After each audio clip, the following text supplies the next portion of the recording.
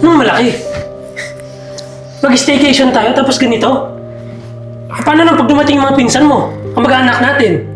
Ay, ayun na nga, Daddy. Tsaka ano ba to? Sobrang nakaka-disappoint naman. Sobrang ganda kayo ng mga reviews nila dito.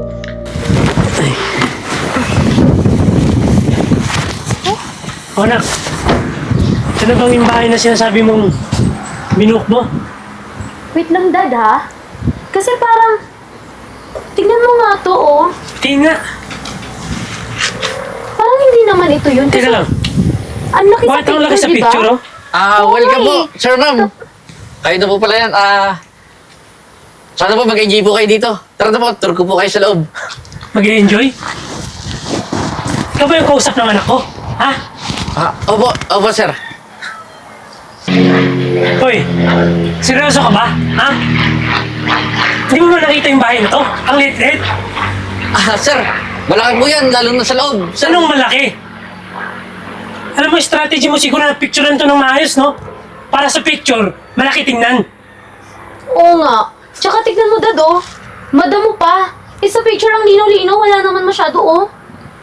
Bakit ganun? Nakaka-disappoint naman kayo, kuya. ma'am, huwag niyo po pansinin yung damo. Dito naman po tayo sa loob.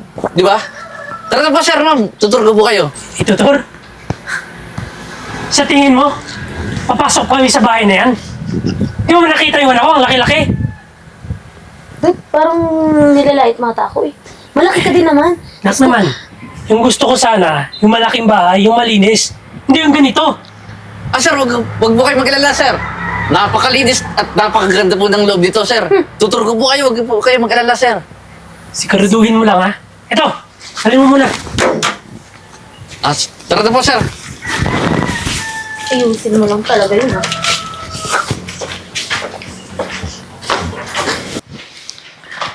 Tara po, sir. Maupo po muna kayo. Ma'am, sir. Sir, di ba? Sa alas pa lang, ang laki na tignan. Paano pa kaya pag umakit pa tayo sa taas, sir? Napakaganda talaga nitong Malaki? napili nyo. Ito na yung malaki. Kung sabihin mo, malaki lang yung mata mo. Anong malaki? Mag-staycation tayo tapos ganito? Paano nang pag dumating yung mga pinsan mo? Ang mag-anak natin? Ay, ayun na nga, Daddy. Tsaka ano ba to? Sobrang nakaka-disappoint naman. Sobrang ganda kayo ng mga reviews nila dito. Ma'am, Dad, maganda bakit naman po parang talaga wala kasi naman to eh. silang bakit parang wala naman silang pa-welcome sa atin? Ni kahit pa-wine man lang, wala. Dad, gawan mo ng Kaya nga eh. paraan. Ano? Tatayo ka na lang dyan? Sige po, sir. Kuha lang po ako ng wine. Ano ba yan? Ikaw, Mahal-mahal ng binayad natin dito. Ang pangit ng staff, ang pangit. mahimik ka nga. Hindi mo kasi tingnan yung kinausap mo eh. Tingnan mo yung itsura, mukhang adik. Yung gupit Hindi ko parang nga kasi- tambay lang. Di ko nga kasi in-expect. Kasi, syempre, sobrang ganda ng mga reviews nila. Kaya, ayun. Binook ko na siya para may pang staycation natin. Sobrang nakaka-disappoint talaga, Dad, no? Diba? Sinabi mo pa. Hindi sana nag-hotel na lang tayo. Dapat binook na natin yung mga kamag-anak natin dun sa hotel. Hotel na naman. Lagi na lang tayong nag-hotel, eh. Malamang may pera tayo. Ang tagal naman nun. Parang wine lang naman. Asan na ba yun? Ma'am, sir. Eto na po. Dumating ka pa talaga. Akala ko, kuya, nadaganan ka na ng baso eh. Bakit ganun? O, di ba, ma'am? Sarap. Ay po yung pinakamahal na wine namin dito eh. Mahal na to? Dad, ano ba to? Ba't parang walang lasa? Parang peke naman to, kuya. Dad, tikman mo.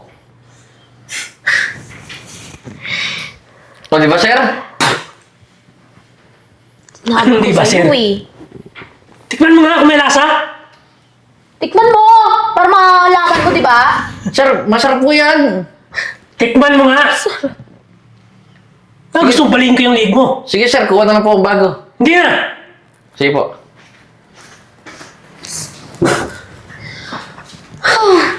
My gosh, nakaka-stress.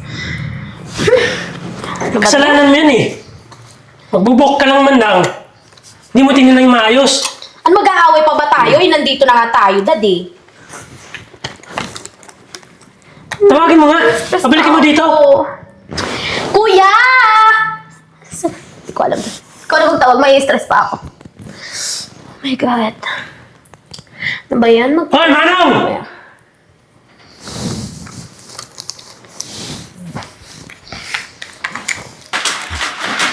Oh, Jeboy, kumusta yung bagong guest natin ngayon? Ayun nga eh. Ang daming reklamo. Kaysa, pangit daw to, madamo, maliit, maganda lang daw sa picture. Tsaka, dapat daw may pa-welcome. Binigyan ko naman ng wine na pinakamahal natin. Pero, sabi nila walang lasa. Nilait-lait pa ako. Nako, hindi na naman ito yung unang beses na may guest tayong ganyan eh. Pero parang sobrang lala naman ata yung guest natin ngayon. Napaka-special kaya ng wines na yun. Galing pa nga Europe yun eh. Kaya nga eh. Tapos sasabihin nila na walang lasa. Pero hayaan mo. Ako na lang muna yung haharap sa kanila. Tapos ikaw na lang muna yung bahala dito. Sige, Jay ha. Salamat.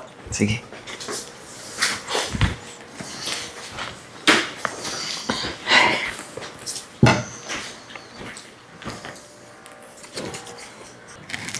Kanina pa tayo dito ah. Ini mo naman, Dad. Welcome po, ma'am and sir. Ito po pala yung offer po namin sa inyo. Welcome po kayo sa staycation nyo dito. Sana po mag-enjoy po kayo. Marami pong mga magagandang tanawin po dito, lalong-lalo na po sa labas. At kapag nakaakyat po kayo sa second floor. Meron din po kaming... Tumahimik ka nga. Tinanong mo ba yung kasama mo? Kung anong problema namin? Oo Tapos nga. uupuin mo kami ng pagkain? Hoy, hindi yan ang pinunta namin dito. Ang problema namin, bakit ang liit ng bahay na to? Sir, malaki naman po yung bahay. Tsaka wala pa naman po nagreklamo na customer po namin dito na naliliitan po sila. Nakita nyo naman po sa picture kung ano pong meron dito sa loob. Ayun na nga yung problema eh, di ba? Ang ganda-ganda sa picture, di ba? Sobrang ganda. Kaya nga nag-book ako dito eh. Tapos pagdating namin ganito, oh my gosh! Ma'am, kung ano po yung nakita nyo sa picture, yun na po yun sa personal. Tumahimik ka nga. Yan ang sinasabi ko eh. Gawain niyo yan. Pag pumunta ng mga customer dito, kung ano ang naging offer nyo. Para hindi naman makancel. Ganun ba? Tsaka tignan mo naman, Dad, oh. Ito yung pa-welcome ninyo. Seryoso ba kayo? Kaya namin bumili ng ganyan eh. Ma'am. Sko. Pasensya na po, yan lang po kasi yung... Ang sabihin nyo, mga scammer kayo, mandurugas. Oo nga. Sir, hindi po. Wala naman po kasi ako nakikitang mali talaga na problema dito sa rest house po namin eh. Kasi maayos naman po yung lugar namin. Hindi ko po alam saan Maayos po daw. yung... Dad, nagpapatawa ba to? Nai-stress na ako. Oh my God. Yung pa-welcome nila ganito, paano ko siya pipicturean? Paano ko ipopost? Kaya nga na eh. Sir, ma'am, Tsaka gusto yung niyo apple po, parang bulok na. gusto niyo po, i-tour ko po kayo sa taas. Para makita po ninyo kung gaano po kalawak to. Kung may pa-tour pang nalalaman. Kung hindi bobo. Tanga. Nasaan mo yung isa mong kasama? Yung unang nag-assist sa amin dito. May ginagawa pa po, ma'am eh. Busy po. Ako na lang po muna mag-asikaso sa inyo. Pwede ba? Tawagin mo yung may-ari.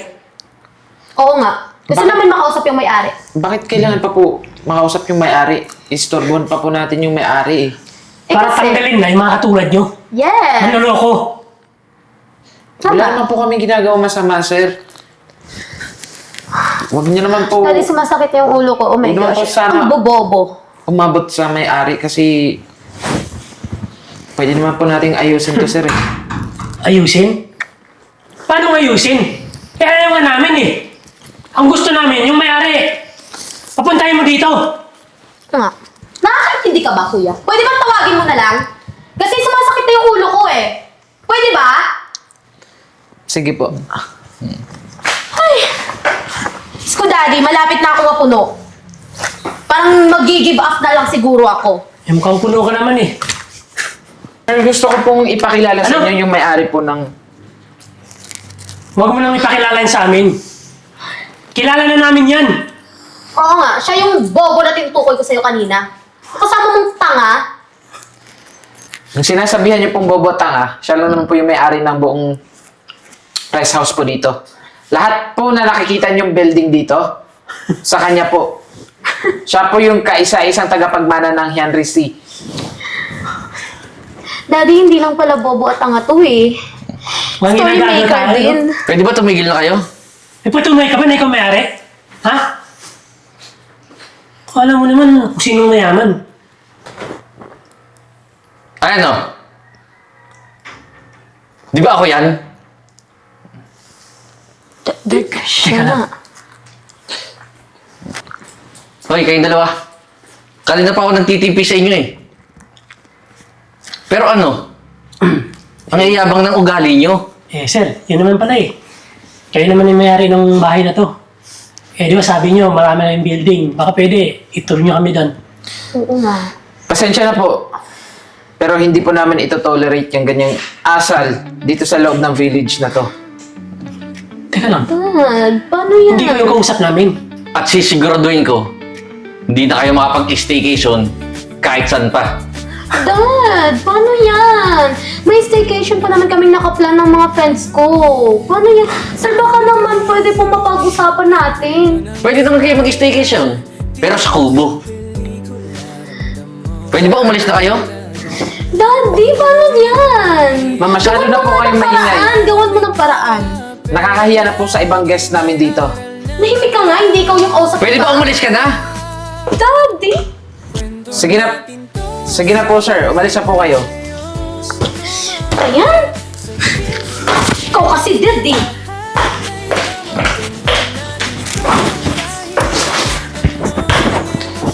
Sir, sige po ha. Pasensya na po sa mga nangyari kanina. Hayaan niyo po. Meron naman pong gusto mag-book ulit eh. Sila na lang po yung i-entertain natin kasi marami naman po nakapila eh. Lalong-lalo na po, may tumawag po kanina na isang buong family din po sila na gusto mag-book dito. Sige, Jay. Maraming salamat ah. Sige po.